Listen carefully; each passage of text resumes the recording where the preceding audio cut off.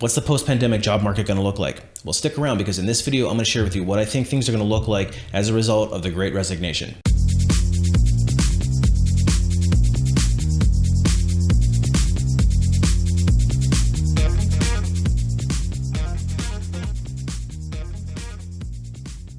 Hey everybody, it's Brian from A Life After Layoff, and today I want to share with you my thoughts on what I think the post-pandemic job market's going to look like. Unless you've been living under a rock, you know that things have been pretty crazy on the job market these days, especially if you're a job seeker. And in this video, I want to share with you my opinions on what I think things are going to look like as we enter into the next phase of the labor market going forward. All right, so getting back to the post-pandemic job market, let's take a quick look at everything that's happened over the last couple of years and see how we got where we are today and what I think things are going to look like going forward. So let's go back to 2019 for a minute. Everything seemed to be going great. The economy was booming, jobs were plentiful, and everybody seemed to be gainfully employed. And then suddenly we started hearing some inklings of things not being right. There was whispers of a virus that was starting to spread, and obviously we know what happened there. Everything went into global lockdown, and companies, at the first sign of things going south, decided to lop their workforces seemingly in half and seemingly overnight. So people that were gainfully employed one day literally had the rug pulled out from underneath them, and they found themselves on the unemployment line. And that's kind of the genesis of this channel, and it was to help people get back on their feet. Now, obviously the scope of this channel has expanded, but that was my original point when I decided to start it. Companies without any loyalty to those employees went through the rest of that year, locked down, and everybody seemed to go into hibernation mode. And it was brutal to be a job seeker at that time. Nobody was hiring. There was hardly any decent quality jobs being posted. Everybody was really reluctant to add headcount, and the companies that were doing it very non-committally through contracts and other things like that. Then we head into 2021, and suddenly the economy is trying to catch up from an entire year's lost production based on the lockdowns. And now these companies are going through a hiring boom. All those employees that were left behind after those layoffs now were forced to pick up all the slack. So now the work is expanding. They don't have as many people to do it. And I think you got to the point where a lot of people started getting burned out. Then you started having people walking away from jobs in droves, in fact, in record numbers like we've never seen before, is because they got tired of it. They got tired of the way that they were being treated. They got tired of the way they were being paid. They got tired of the way that they were being worked to death. And that's contributed to this phenomena that's now pretty popular in culture of the Great Resignation. And I'm sure you've heard all about it. I've made another video that you can check out if you're interested in learning more about that. But here we are heading into 2022 as I record this video, and there's no signs of this Great Resignation period slowing down. And in fact, it's actually been speeding up. And it got me thinking that work as we know it will never go back to the way it was. And there's some permanent changes that are happening. So in this video, I want to share 6 things that I think are going to change permanently as a result of everything we've gone through. So the first thing that I think is going to change permanently is that we're seeing growth in wages. And I think that's going to continue as we move forward because there's still a Great Resignation period. People are walking away from jobs to this day, and people are demanding higher wages. And honestly, this isn't surprising because we've effectively seen companies decreasing wages as a total percentage of the GDP over the last several years. And so the market does have to correct itself, and people are just walking away from jobs that do not pay competitively. And it's forcing companies to have to pay competitively in order to get any level of talent. So I think you're going to continue to see wage growth, especially in high demand areas like the blue collar service industry, trucking, warehousing, restaurant and food industry, and then a lot of the service related industries. And on the salaried side, I think overall you're going to see wage growth, but in particular in the tech industry where it's just hyper competitive. So if you're looking for a good career path and you're wondering what kind of jobs to go after, reskill yourself as a good software developer and you'll have absolutely no problem landing a job. The next major thing that I think we're going to see is the creation of this gig economy and these side hustles and all this stuff. And on my channel, I do preach a core component of your job strategy should be to develop side income streams so that you don't get yourself into the position that a lot of us found ourselves in after the layoffs in 2020. And I think with the advent of a lot of new income streams that didn't really exist before, you're seeing a lot more people becoming independent. And I think a lot of people are just getting tired of traditional careers and the grind that they represent.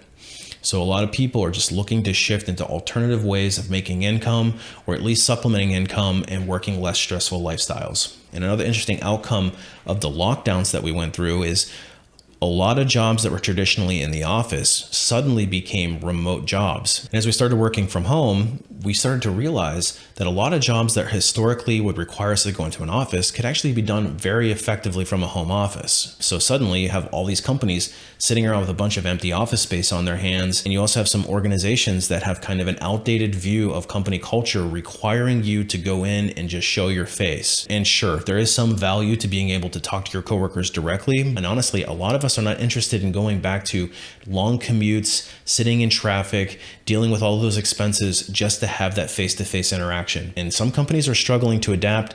You've got CEOs that are trying to force people back into the office, and you're just seeing that as fuel to the Great Resignation fire. There's also these companies that are trying to straddle the line by saying, we're gonna have a hybrid model. But again, the same argument arises is if you know that that job can be done 100% of the time, if you're gonna force people to come into the office even a few days a week, you're still going to be dealing with people that are not interested in that anymore, and you're going to have people turning over. And I think as a result of this, you're going to see the average tenure at a company shortening significantly. I don't think you're going to see people working 10, 20, 30 years in a company anymore. It's really an outdated model. So companies are going to have to adapt with how they offer benefits. In particular, I'm thinking vacation time and also retirement benefits and other things that deal with vesting. And in order to attract those top quality candidates, companies are going to be forced to deal with things like vacation and how people accrue. And I think you're seeing some of it with this unlimited vacation policy. I have mixed feelings about it. I have another video that you can check out on that as well. But also things like 401k, where there's a vesting period, or even kind of pensions are no longer really a thing, but 401ks are. And I think you're going to have companies that are going to have to look at the idea of company loyalty is no longer a thing. Effectively, company loyalty is dead because companies have proven that they're not loyal to the employee. The first sign of things going south in 2020, they locked their workforce. And I think that woke a lot of people up. It's kind of the proverbial red pill. Suddenly people are jolted out of this company loyalty thing. And especially the generations that are coming into the workforce now, there's not going to be a sense of company loyalty. And so we really have to look at things like very short tenured employees and ways that we can attract the right kinds of people and not necessarily value long tenures the way that we used to. Now, there's nothing wrong with having a long tenured employee, don't get me wrong, but I think as we move forward into the future, companies are going to have to adapt to the shorter term stints, but they only have themselves to blame for those conditions because of how they've treated employees, especially during these layoffs that happened in 2020. So that brings us to people not tolerating companies that are poorly run. We've got a lot of videos out there about CEOs behaving badly, companies doing very shady things.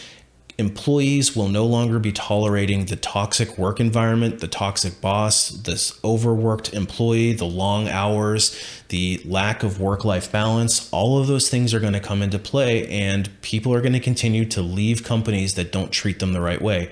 And honestly, that's a welcome change to how things had been going. So there's a lot of positive that we see for the average employee, but it's not without its risks, because as a result of the extreme labor shortages, companies are having to pivot and figure out ways to increase their productivity in other ways, namely offshoring of jobs and the introduction of AI and robotics. Because I think a lot of the jobs that people are walking away from, you're going to start seeing a lot more automated systems, a lot more robots, a lot more automated or autonomous driving. So truck drivers, there's a definite threat there. So we should go into it eyes wide open that while there's a lot of positives, there could also be potential job eliminations based on those things. So prepare yourself accordingly.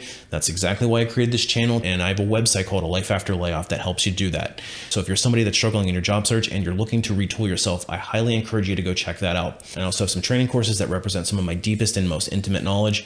The first one is called Resume Rocketfuel. It's designed to teach you exactly how to write a resume that's going to get a recruiter to stop on you and give you that first phone call. And once you get that first phone call, it's up to you to sell yourself throughout the rest of the interviewing process.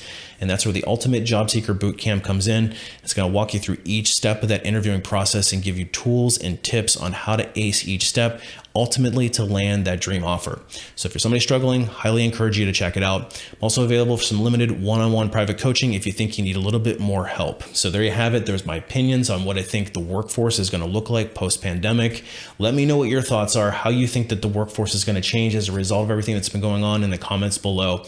And if you found value in this video, sure would appreciate a thumbs up, and you might want to hit that subscribe button so you don't miss any future posts. Appreciate you watching. We'll see you on the next one.